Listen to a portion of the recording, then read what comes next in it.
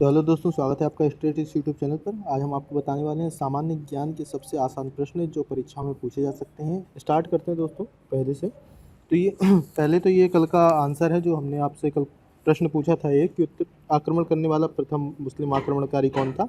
तो उसका नाम था मोहम्मद बिन कासिम। मोहम्मद बिन कासिम ने सबसे पहले आक्रमण किया था और ये सबसे प्रथम मुस्लिम आक्रमणकारी था। अगला है, खट्टे फलों में कौन सा एसिड होता है। तो खट्टे फलों में कौन सा एसिड होता है? Citric acid. दोस्तों, खट्टे फलों में कौन सा एसिड होता है? Citric acid. जैसे नींबू, संतरा, इनमें कौन सा एसिड होगा? Citric acid. प्रधानमंत्री भारत में प्रधानमंत्री के ओहदे को क्या माना जाता है? तो दोस्तों क्वेश्चन है, भारत में प्रधानमंत्री के पद को क्या माना जाता है? कार्यकारी प्रमुख। कार्यकारी प्रमुख का पद जो होता है वो प्रधानमंत्री का पद होता है। ताजमहल, बीबी का मकबरा, एतमाद उद दौला किस चीज़ के स्मारक हैं? दोस्तों, ये तीनों चीज़ें किस चीज़ के स्मारक हैं? दोस्तों, ये तीनों चीज़ें किसी के मरने पे बनाई गई हैं, इसलिए इसका जो स्मारक को जो नाम दिया गया है वो है मृत व्यक्तियों की याद में बनाया गया है। तीसरा है, सम्राट अशोक किसका उत्तराधिकारी था? तो दोस्तों, सम्राट अशोक जो थे वो किसके उत्तराधिकारी थे? बिंदुसार। दोस्तों, यह प्रश्न एक दो बार परीक्षा में आ चुका है, आप इसका बहुत अच्छे से ध्यान रखें। सम्राट अशोक किसका उत्तराधिकारी था? बिंदुसार का उत्तराधिकारी था। अगला है, भारतीय संविधान को पहली बार कब संशोधित किया गया?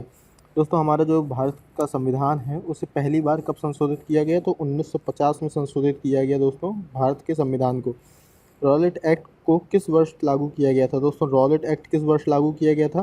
दोस्तों, यह प्रश्न भी एक दो बार आया है, इसको बहुत अच्छे से ध्यान रख लीजिए। ये प्रश्न जितने भी बता रहा हूँ ये सारे परीक्षाओं में पूछे जा चुके हैं और आने वाली परीक्षाओं में आ भी सकते हैं। तो दोस्तों, रॉलेट एक्ट कब लागू किया गया था? 1919 में लागू किया गया था Rowlatt act.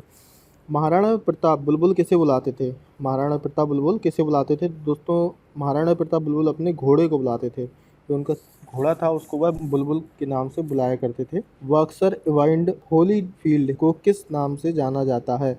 Boxer Evander Holyfield को किस नाम से जाना जाता है? तो द रियल डील के नाम से जाना जाता। तो बॉक्सर इवांड होलीफील्ड को द रियल डील के नाम से जाना जाता है। द रियल डील के नाम से किसे जाना जाता है? Boxer Evander Holyfield.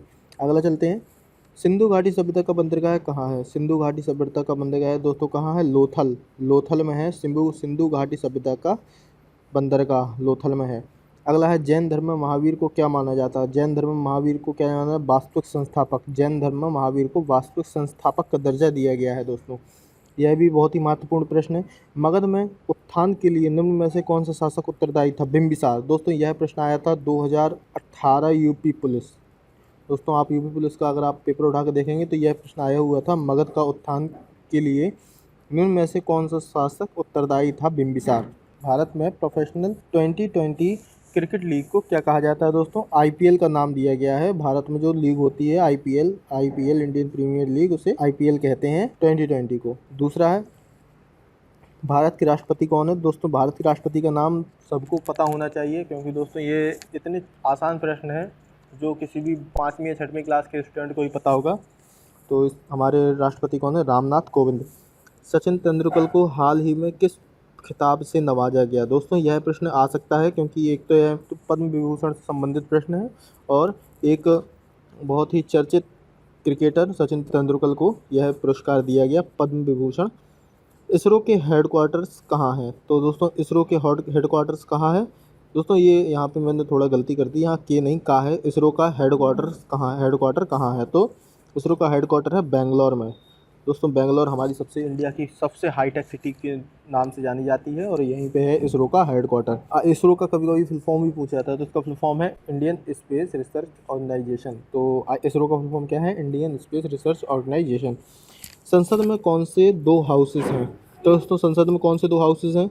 इसका जवाब आप कमेंट सेक्शन में भी दे सकते हैं और अगर आपको पता है तो बहुत अच्छी बात है। वैसे इसके दो हाउसेस होते हैं, लोकसभा और राज्यसभा। तो दोस्तों, संसद में दो हाउसेस होते हैं, लोकसभा और राज्यसभा। अभी अभी उत्तर प्रदेश में जो चुनाव हुए हैं, आप कमेंट सेक्शन में बताइए कि किस सभा के चुनाव अभी उत्तर प्रदेश में हुए हैं।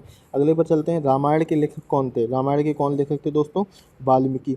दोस्तों, अभी कुछ समय पहले ऐसा ही एक प्रश्न पूछा गया है दोस्तों, एसएससी जीडी का पेपर था, उसमें पूछा गया था कि महाभारत के लेखक कौन थे। अभी यहाँ आ रहा है वाल्मीकि किसके लेखक थे? तो दोस्तों, रामायण के लेखक थे वाल्मीकि। भारत में ब्लू सिटी के नाम से किस शहर को जाना जाता है? तो दोस्तों भारत में ब्लू सिटी को जोधपुर के नाम से जोधपुर को है जो ब्लू सिटी के नाम से जाना जाता है। भारत में ब्लू सिटी को जोधपुर के नाम से जाना जाता है। भारत में कौन सी नोट इश्यू सिस्टम फॉलो की जाती है दोस्तों? तो दोस्तों भारत में मिनिमम रिजर्व सिस्टम फॉलो किया जाता है। भारत का सबसे छोटा राज्य कौन सा है? सबसे छोटा राज्य कौन सा है दोस्तों? गोवा। और हमारे देश में कितने राज्य हैं? तो 29 राज्य हैं। कितने राज्य हैं? 29 राज्य हैं दोस्तों। अगला चलते हैं, भारत की किस राज्य की आबादी सबसे अधिक है? दोस्तों इसका आंसर आपको कमेंट सेक्शन में देना है और इसका उत्तर मैं आपको कल वाली वीडियो में दूंगा।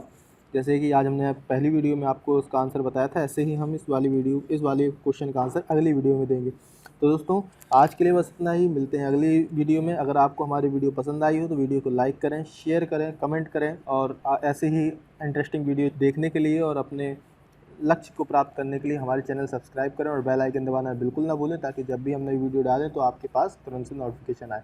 तो मिलते हैं अगली वीडियो में, तब तक के लिए धन्यवाद।